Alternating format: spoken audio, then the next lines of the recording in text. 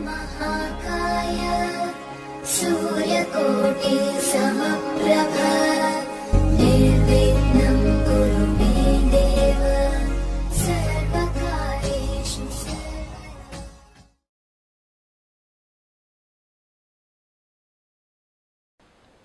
मेरे बहुत ही प्रिय और बेहद सम्मानित साथियों, हृदय की असीम गहराइयों से अभिनंदन, बहुत बहुत हार्दिक स्वागत।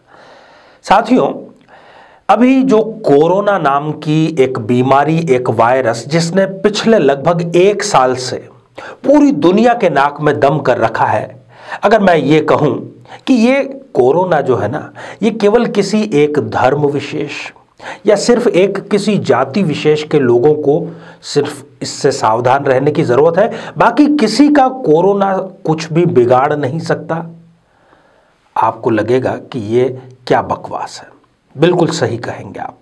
साथियों, इसी प्रकार की एक भ्रांति नाड़ी दोष को लेकर के बहुत गहराई से बैठी हुई है। हमारे पास भी कई लोग, कई जजमान जब आते हैं तो वो कहते हैं कि भाई हम तो जो है ब्राह्मण हैं, केवल हमें ही नाड़ी दोष लगता है और किसी को नहीं लगता। कोई दूसरे वर्ग के आते हैं तो वो भी पहले से ही ये सुनिश्चित करके आते हैं कि भाई हम तो इस जाति के हैं, इस धर्म के हैं, तो हमें नाड़ी दोष नहीं लगेगा। साथियों, ये बहुत बड़ी गलतफहमी है। जब हमने नाड़ी पर यह श्रृंखला प्रारंभ की तो इसके बाद में हमें भी इसी प्रकार के कई कमेंट्स मिले। आप इस बात को बिल्कुल तथ्यपूर्वक अच्छे से समझ लीजिए और अपने दिल और दिमाग में बैठा लीजिए। ये ज्योतिष जो है, ये एक विज्ञान है, एक वैदिक साइंस है। इसका किसी विशेष धर्म से या विशेष जाति से कोई लेना देना नहीं है। जैसे सूर्य जब उगता है तो वो सब पर बराबर प्रकाश देता है, वैसे ही अन्य ग्रह भी विशेष रूप से किसी के लिए कुछ भी नहीं करते, समान रूप से अपनी स्थिति से सबको प्रभावित करते हैं। नाड़ी दोष सभी पर, चाहे उसकी कोई भी जाति हो, उसका कोई भी वर्ण हो, उसका कोई भी धर्म हो, उन सबको प्रभावित करता है। यह निश्चित रूप से जान लीजिए। सोशल मीडिया का हमारी जिंदगी में आज दखल बहुत ज्यादा है। इसके कुछ दुरुपयोग हैं तो सदुपयोग भी हैं। दुरुपयोग में मैंने ये देखा है कि वहां पर भी इस प्रकार की कई अनर्गल बातें लिखी है, और तो और कई दोषों को कुंडली मिलान में सिर्फ एक वर्ण विशेष से जोड़ दिया गया है। उन्होंने कहा कि जो नाड़ी दोष है वो केवल ब्राह्मणों के लिए है, जो वर्ग दोष है वो केवल क्षत्रियों के लिए है, जो गण दोष है वो केवल वैश्य जानों के लिए है, और जो योनि दोष है वो केवल शूद्रों के लिए है। साथियों, ऐसा बिल्कुल भी नहीं है। ये सारे के सारे दोष सभी पर समान रूप से लागू होते हैं। साथियों, इस प्रकार के जब कमेंट आए तब मुझे लगा कि वाकई में चाहे एक छोटा सा ही सही ये एपिसोड बनाना आपके लिए बेहद ज़रूरी है। इसके साथ ही मैं कुछ सूचनाएं भी आपके लिए लेकर के आया हूं कि हम हमारे प्रत्येक एपिसोड के अंत में किसी न किसी जातक के प्रश्न का उत्तर देते हैं, और ये प्रश्न हमें प्राप्त होते हैं आप लोगों के ही द्वारा YouTube कमेंट के माध्यम से। जब भी आप अपना कमेंट लिखें उससे पहले #आचार्य चंद्रकांत इस शब्द का प्रयोग जरूर करें, और साथ ही बेहद आसान सा प्रश्न जो इसी एपिसोड के अंत में आपसे पूछा जाएगा, इसका सही उत्तर साथ में लिख करके जरूर भेजें। दूसरी बात, 2021 आ चुका है। यदि आप भी चाहते हैं, आप भी जानना चाहते हैं कि आपकी राशि का क्या हाल रहेगा, तो इसका भी हमने लिंक यहाँ पर आई बटन में दिया है। वहाँ पर जाकर के आप विस्तार से अपनी राशि के बारे में जान सकते हैं।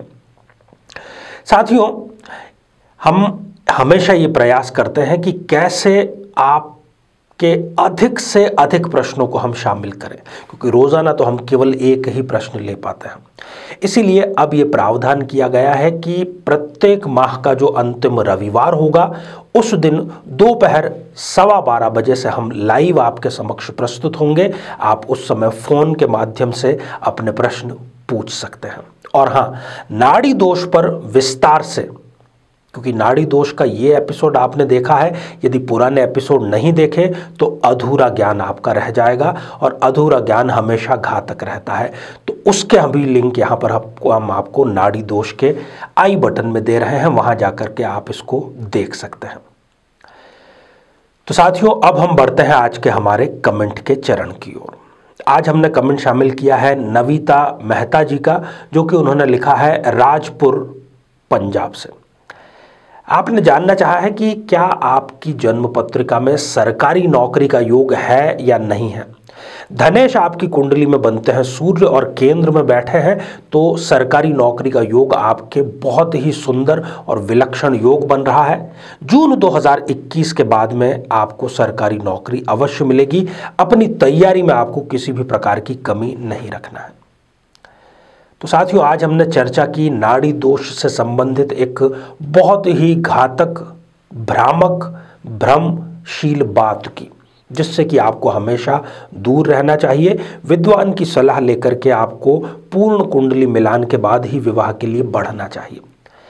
अब आज का बेहद ही आसान सा प्रश्न ये है कि जो भ्रांतियां हैं जिसमें एक दोष को एक वर्ण से जोड़ दिया गया है, तो वर्ग दोष की जो भ्रांति है वो किस वर्ण से जोड़ दी गई है, केवल यही आपका उत्तर रहेगा।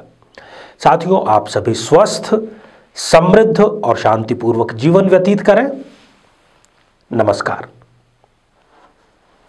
जीवन में किसी समस्या का सामना कर रहे हैं, जैसे कि शादी में देरी होना, पति पत्नी में मनमुटाव या तलाक तक की नौबत आ जाना, संतान का प्राप्त न हो पाना, नौकरी या धन प्राप्ति में बाधा आना, जीवन के प्रत्येक क्षेत्र में किसी न किसी प्रकार की बाधा आना, तो आज ही अपनी जन्म पत्रिका का संपूर्ण विश्लेषण करवाएं और पाएं समस्या से सदैव के लिए मुक्ति।